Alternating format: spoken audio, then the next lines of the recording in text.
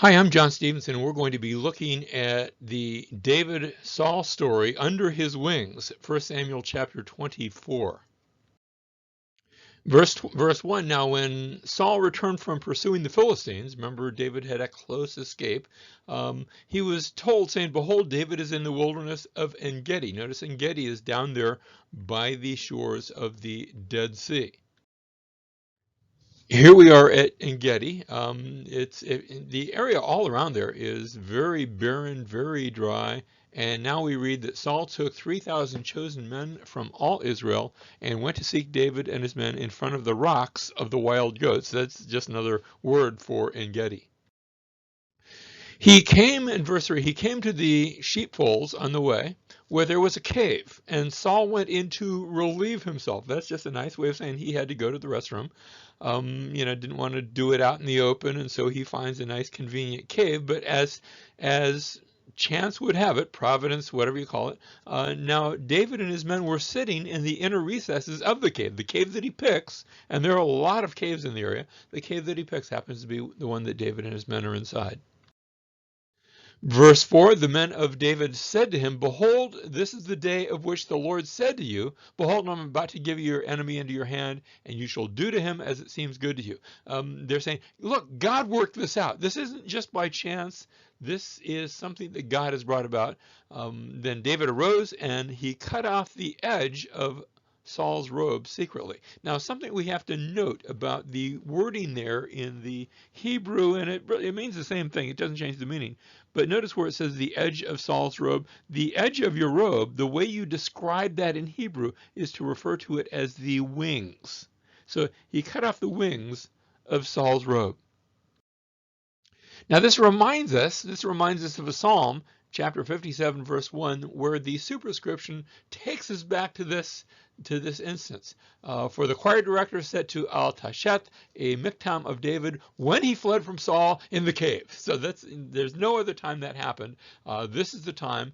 And notice how the psalm goes, be gracious to me, O God, be gracious to me, for my soul takes refuge in you, and in the shadow of your wings I will take refuge. Notice the play on words. David had cut off the wings of Saul, but really he's finding refuge in the shadow of wings of the Lord until destruction passes by.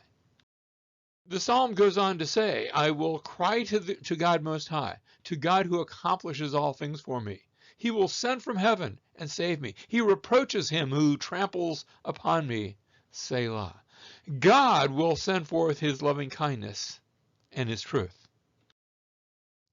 My soul is among lions. I must lie among those who breathe forth fire. And makes you wonder, is he speaking of Saul? Is he speaking maybe even of his own men, even the sons of men whose teeth are spears and arrows and their tongue a sharp sword? After all, there were those that had been making false accusations against David, but there were also his own people that were urging him to do something as we see in a moment, he's not going to do. And so he says, verse 5, be exalted above the heavens, O God. Let your glory be above all the earth. Verse 6, they have prepared a net for my steps. My soul is bowed down. They dug a pit before me. They themselves have fallen into the midst of it. Selah. My heart is steadfast, O God. My heart is steadfast. I will sing. Yes, I will sing praises. Awake, my glory, awake, harp and lyre. I will awaken the dawn. I will give thanks to you, O Lord, among the peoples. I will sing praises to you among the nations, for your loving kindness is great to the heavens, and your truth to the clouds. And the psalm ends on this note, be exalted above the heavens, O God. Let your glory be above all the earth. It's a psalm of praise to God for his deliverance, for his working all these things out. And now, as we come back to our passage at hand, verse 5, it came about afterward that David's conscience bothered him because he had cut off the edge of Saul's robe. After all, what he had done technically was rather disrespectful. Verse 6, so he said to his men, far be it from me because of the Lord that I should do this thing to my Lord, to the Lord's anointed, to stretch out my hand against him, since he is the Lord's anointed. He realizes that God has anointed Saul, and it is not for him to deal harshly with Saul, even though Saul has become his enemy, even though Saul is acting unrighteously. Verse 7, David persuaded his men with these words and did not allow them to rise up against Saul. And Saul arose, left the cave, and went on his way. Now verse 8, now afterward David arose and went out of the cave and called after Saul, saying, My lord the king. And when Saul looked behind him, David bowed with his face to the ground and prostrated himself. Doesn't mean he was right next to him, maybe some distance between them. Verse 9, here's what David has to say. David said to Saul, Why do you listen to the words of men, saying, Behold, David seeks to harm you? You see, there had been those that had been spreading a bad report. Verse 10, Behold, this day your eyes have seen that the Lord has given you today into my hand in the cave. And some said to kill you, but my eye had pity on you. And I said, I will not stretch out my hand against my Lord, for he is the Lord's anointed. Verse 11, now my father, notice how he is still speaking to Saul in a very respectful tone. Now my father, see the edge of your robe in my hand, for in that I cut off the edge of your robe and did not kill you. Know and perceive that there is no evil or rebellion in my hands, and I have not sinned against you, though you are lying in wait for my life to take it. You are meaning evil against me. I mean no evil against you. Verse 12, may the Lord judge between you and me, and may the Lord avenge me on you, but my hand shall not be against you. God might take you out. I'm not going to do that. Verse 13, as the proverb of the ancient says, and now he quotes what was evidently a familiar proverb from the ancient world, out of the wicked comes forth wickedness, but my hand shall not be against you. I am not going to do evil against you. Verse 14, after whom has the king of Israel come out? Why are you worried about me? Whom are you pursuing? A dead dog? Not even a dead dog, a single flea on the dead dog?